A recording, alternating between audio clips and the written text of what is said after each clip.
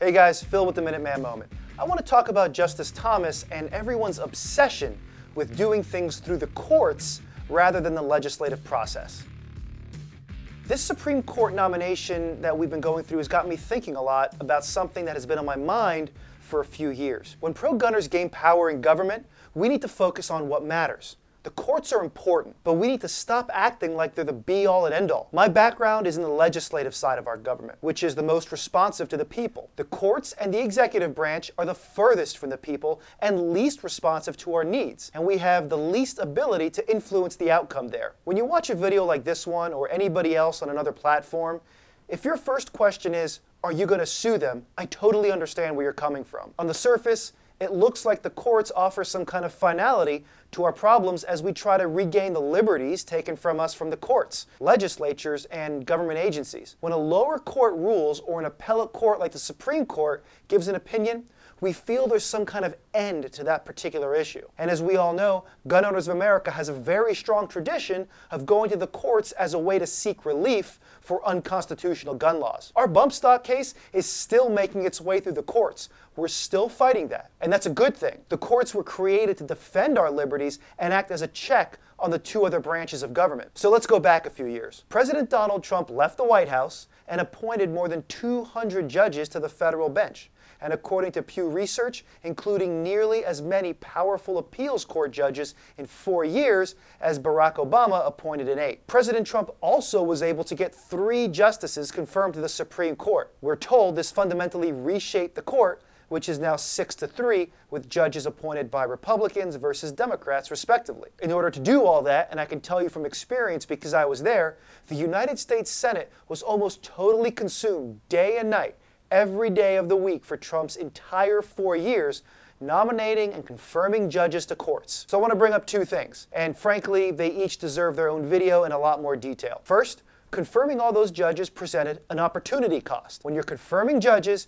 you're not doing other legislative business. Second, what if 1 or 2 of the current Republican-nominated justices retires under the Biden administration and the Democrat-controlled Senate? Right after Trump won in 2016, I remember 2 of my favorite creators, Eric and Chad from IV8888, said that we should be passing pro-gun legislation like we're choosing off of a menu, and of course they're right. We had the House, the Senate, and the White House. Instead, Congress, especially the Senate, was obsessed with judges. We should have been picking up pro-gun legislation like we were at a buffet. But Tuesday through Thursday, the Senate spent so much of that time on judges. Oh yeah, most senators fly in on a Monday night around 5 p.m. and leave D.C. around 2 p.m. on Thursday. That's a 3-day work week. But in those 2.5 days, focusing on confirming judges presented an opportunity cost. More judges means less pro-gun legislation. In fact, it assured that anytime our rights needed to be defended, those issues would almost certainly be dealt with in the courts. The courts don't care what you think. You can't, well, easily anyway,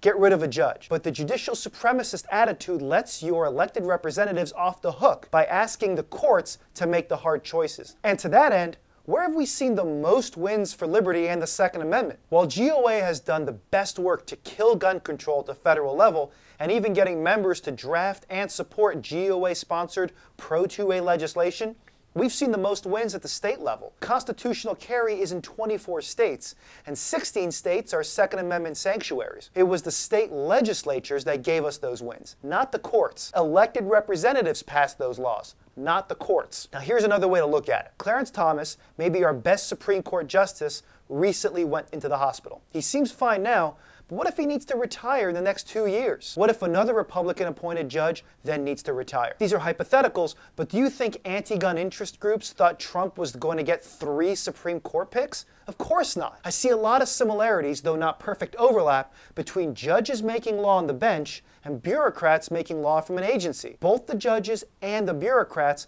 are appointed by elected representatives, and both, broadly speaking, have responsibility for working with the laws passed by Congress. I don't want to read it here, but I hope you'll visit an article I wrote all about this. Alexander Hamilton wrote that the legislature will be the branch that prescribes the rules, but the judiciary has merely judgment. The courts aren't designed to be lobbied. And Article 3 of the Constitution created the judicial branch and gives Congress the power to regulate federal courts. Congress has the constitutional authority to strip federal courts of jurisdiction over a class of cases. The Supreme Court has been wrestling with the question of jurisdiction stripping for over 100 years. Congressional action and case law show us that the best interpretation of this principle is that Congress can't tell a court how to rule in a particular case, but Congress can tell a court the limits of its authority. Just imagine if Congress said, no more gun cases. That would mean no more judge-made law with regard to our rights. GOA and other outstanding pro-Second Amendment groups